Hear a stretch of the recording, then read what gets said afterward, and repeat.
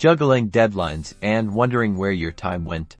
Don't worry, Clockify's got your back, even without constant monitoring.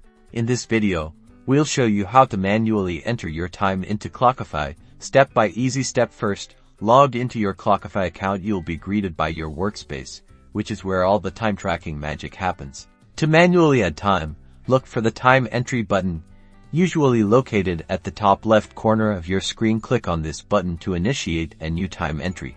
Next, assign your time to a specific project. Click on the project drop-down menu. This will display a list of all the projects you're currently working on. Select the project that aligns with the task you performed. Now, select the specific task you were working on. If you have predefined tasks within that project, you'll see them listed here. If not, you can create a new task by typing directly into the task field and hitting enter.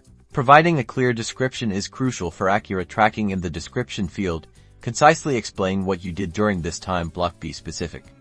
Meeting with John about project X is better than just meeting. Now it's time to input the duration of your activity. You'll see fields for hours and minutes. Simply enter the amount of time you spend on the task. You can also enter the start and end time to automatically calculate the duration.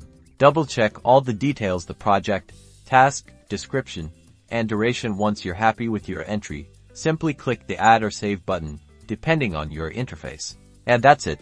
You've successfully manually entered your time into Clockify. Accurate time tracking helps you understand how you're spending your time and improves your productivity.